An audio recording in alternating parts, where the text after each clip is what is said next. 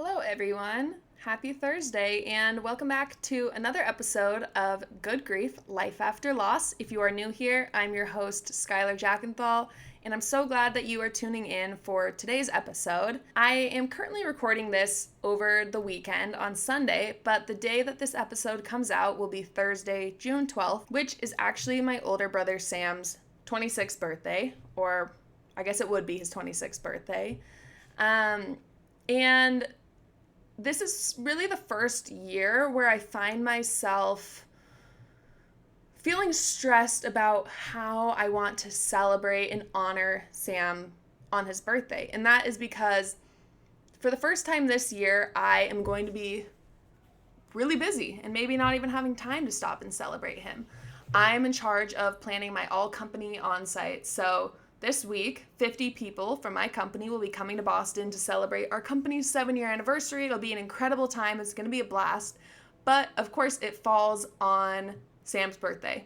And in general, anniversaries, holidays are always pretty tough. Sam's birthday is definitely a tough one for me. And so I find myself feeling a little anxious about the fact that I'm not necessarily going to have time to grieve him or celebrate him or maybe even think about him because I'm going to be so busy and stressed with work. So I wanted to record this episode and kind of talk through some ways that in the past I've chosen to honor and remember Sam on birthdays and anniversaries, and maybe give you guys some ideas as well.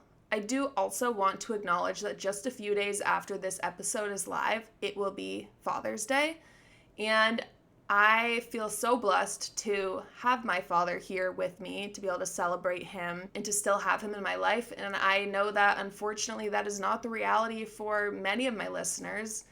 And I know that Sunday, Father's Day, is going to be a really hard day for a lot of you, whether it's your first Father's Day without him or your 20th. I can't imagine that day ever gets easier. And I think also that added kind of pressure and access to social media definitely can't help. For me, I think I talked about it in a past episode, even on National Siblings Day, which is literally a fake holiday, it makes me sad to see all of the people posting about their siblings. So I can't imagine when Father's Day and Mother's Day comes around to see all of those posts. That must bring up a lot of emotions and just be really tough. So for those of you who are celebrating Father's Day without your father physically here, just know I'm sending you love, I'm thinking of you, sending you virtual hugs, and I hope you're still able to have an incredible day. With all of that being said, let's kind of dive into this episode and talk about remembering those that we've lost. So for me, the hardest holidays are the anniversary of Sam's passing. Of course, that is a difficult one because it brings up a lot of painful memories of what I was doing around that time, what it was like to be with Sam in the hospital, and of course, the actual day of losing him. There's a lot of painful memories there. But the second hardest holiday for me is Sam's birthday because it's a day where we should be celebrating another year of his life, him getting older, him traveling around the world and getting more experiences and just living life. And it's really hard for me to go through Sam's birthday and not think about all the things that he missed and isn't experiencing being here. I remember turning 17 and realizing something that just hit me like a ton of bricks. I realized that I was now older than my older brother. And that was honestly the strangest, most disorienting feeling ever, because it just feels like that shouldn't be possible. For me, Sam will always be 16 in my mind, frozen in time. I can't even imagine who he would be now at 26. And I hate that because I want to know 26-year-old Sam and I want him to know me at this point. But yeah, I just remember feeling so weird about the fact that I was finally older than my older brother. And it was just very confusing, complicated feeling because it feels wrong. I should not ever be older than my older brother. That's not supposed to happen. And now here I am, growing up without him, living out milestones that he never got. Even I remember getting my driver's license. Sam never got his driver's license.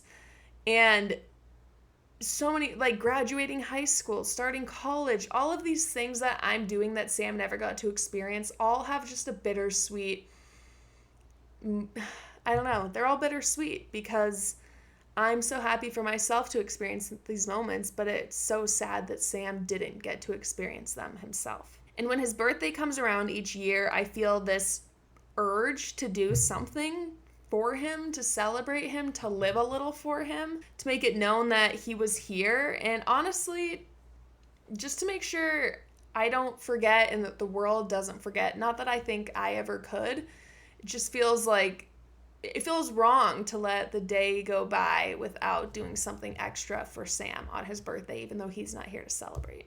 Some years, truthfully, I felt like I didn't do enough. My life was so busy and hectic that I didn't have time to stop and think about Sam. Honestly, I felt like if I didn't cry or post on social media or hike up to his bench in the mountains or do something, then I failed. Not even like I failed him, almost more like I failed myself. I don't know. It feels like if I have to do something on that day.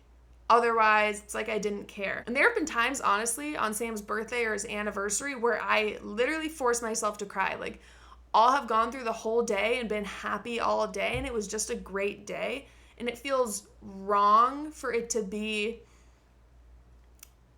Sam's birthday and not cry, even though maybe you could actually say that's healthy. But I'll literally get to the end of the day and I'll find myself crawling into bed, putting on my sad playlist. I literally have a sad playlist specific for Sam's birthday and anniversary of songs that are just like guaranteed to make me cry. As I'm saying this, why do I do that to myself? Like, why can't I let the day go by without tears and just be happy and remember him? I don't know, but I literally will force myself to cry every year so I can feel like I truly sat in the sadness to remember Sam. Otherwise, it really feels like I didn't care enough or I wasted the day. And as weird as that sounds, I feel like I can't be alone in that because grief just has this funny way of making us think our love for a loved one only counts if it hurts. Like, I can't love Sam if I'm not crying and in pain that day. Even though that is not true, but I still feel that way. But I do know that love doesn't always have to look like pain. It doesn't have to come across in tears and sadness. Still, no matter what, I do believe in honoring the ones we've lost every year, every time, because those little acts of remembrance just help me feel connected to Sam. They give me structure, something to do to let me do something for Sam and remember him and celebrate him even though he's not here. So, in today's episode, I want to share some simple but meaningful ways that you can honor someone you love. You don't need to do all of them or any of them, but if you're looking for a ritual, a tradition, or something to just ground you on those extra hard days, then I hope this helps.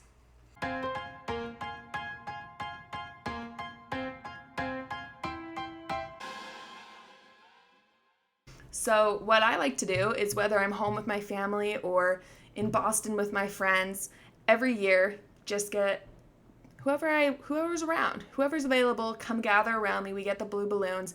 We'll play Katy Perry Firework, and once we hit the chorus, we release the balloons into the air, and we all kind of just get to sit there together and watch the balloons float away. And my favorite part about it is there's always one balloon that's a straggler or goes off to the side or does a flip through the air.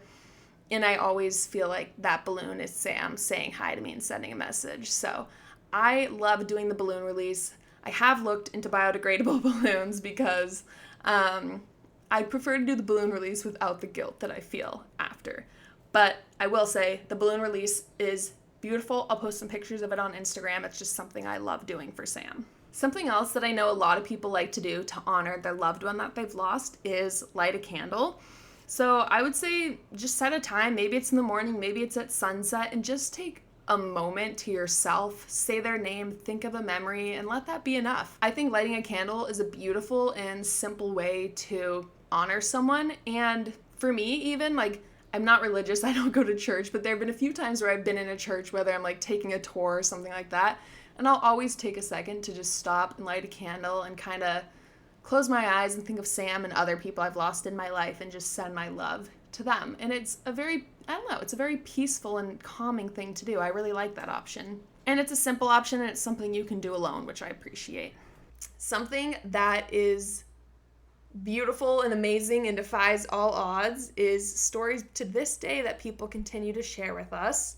At Sam's memorial, we handed out little battery-powered tea lights.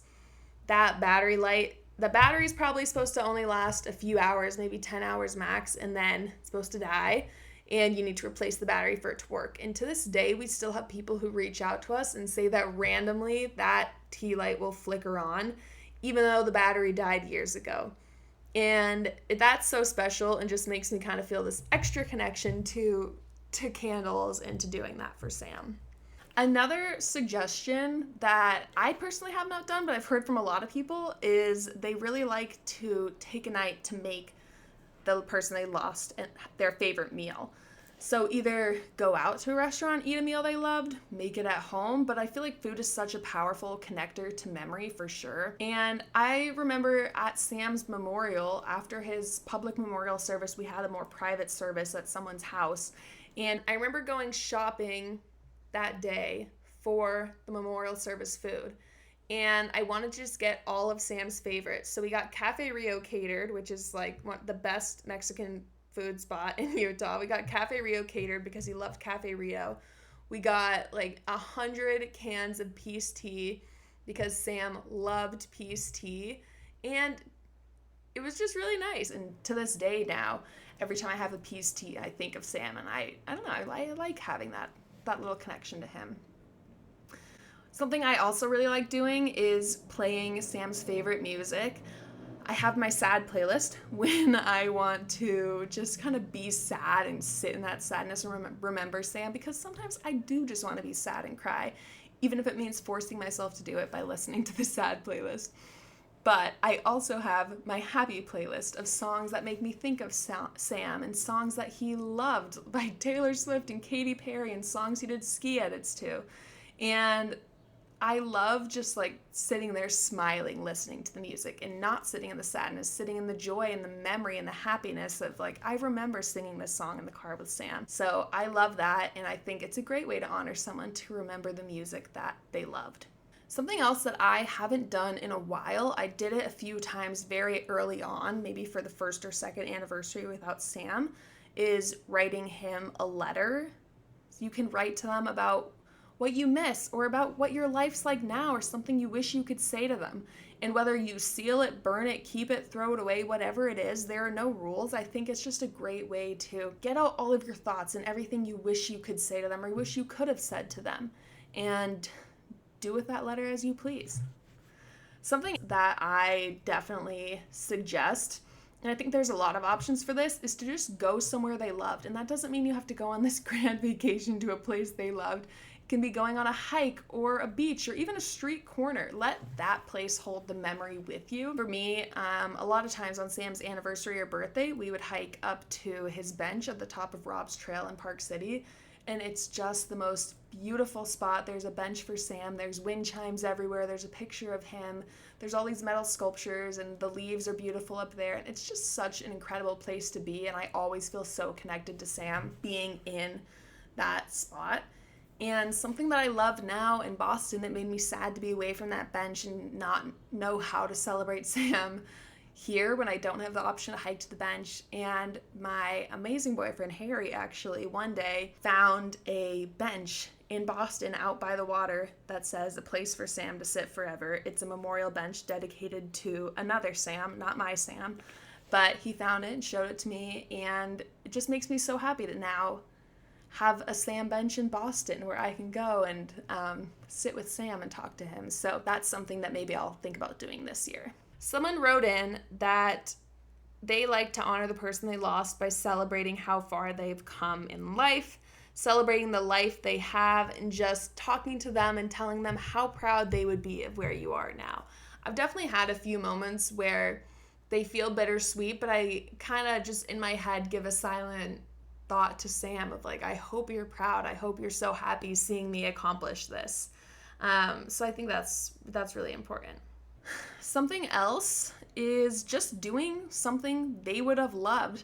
So whether that's committing a random act of kindness, a spontaneous road trip, watching their favorite movie, or honestly, like, go bungee jumping or skydiving, whatever it is, drink their favorite drink, who cares? Like, I think there's so many things to do in honor of that person, but I love the idea of doing something they would have loved because you're living for them, doing something for them.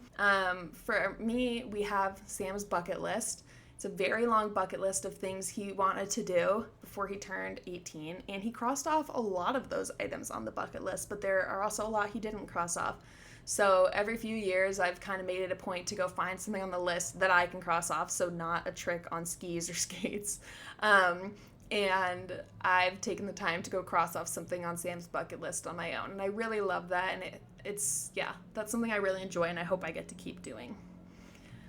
One of the other suggestions I have is to create something. So I got a suggestion from someone that they like to go out in nature and just make like a heart with leaves or form a statue with rocks, something like that. Make a scrapbook, any piece of art, plant a garden, or if you're like me, get a tattoo. So I remember probably 5 years ago now, maybe less, a few years ago now, on Sam's birthday, I had done the hike up to his trail, and then right after that, I literally had to sprint down the mountain because I was late for a tattoo appointment in Provo, Utah. I don't know why I did that, because I found this girl who would do a tattoo for like $50. But on Sam's birthday, I went and got a gecko tattoo for him on my ankle because I remember him always saying that if he were to get a tattoo, it would be a gecko. And I definitely don't think that's a tradition I should keep up every year, getting a new tattoo for Sam, but it was a really special one. It's something that I feel like he would have loved. Like, he probably would have wanted to do that on his birthday himself. And now I get to look down at my ankle every day and see a little gecko for Sam. So no matter what you do, I think there are just so many options, so many ways to remember them. And of course, as we know, none of these things will bring them back, but they do help keep their memory and the feeling of them with us. As we all know at this point, grief does not go away, but we do learn to carry it. And I really do feel like remembering them, even in the smallest ways, helps us carry it with a little more peace and comfort. So this year for Sam's 26th birthday, I don't really know what I'm going to do, honestly. Like I said, I have a very, very busy week for work. And at this point, I'm honestly not worried that I'm going to be really sad on the day. I think I'm going to be too distracted and stressed and busy with work to be sad. But like I said in the beginning of this episode, it feels wrong for me to go a day and not like really process Sam's loss, think about him, cry for him. Like, I hate that I feel that way, but that's the way I feel. And so I think I'm going to be really upset if I go through Sam's birthday this year and don't give myself time to grieve and be sad and miss him. And unfortunately, I don't think I'm going to have the time to do that this year. And I think, honestly, I'll just put in my AirPods, walk to work in the morning, and listen to some of Sam's favorite songs and try and just keep my mind off of work, off of stress and all distractions, and really just think about Sam and remember Sam for my 30-minute walk to work. And if I can do just that, I think I will feel good about honoring Sam on that day. So to wrap this up, if you are remembering someone this week, whether it's your brother, your dad, your friend, your person, whoever it is, I'm with you. You are not alone, that is for sure. And your love, in whatever form it takes, is more than enough. And I hope you know that. Whatever way you choose to honor them and remember them will always be enough because it's your way. So if this episode spoke to you, I would love if you shared it with someone else who is grieving, who maybe will connect to this episode themselves. Feel free to leave a review so others can find this space and feel a little less alone. Thank you for listening. Until next time, please be gentle with yourself and remember that there is no wrong way to honor someone you love. And I'll see you next week.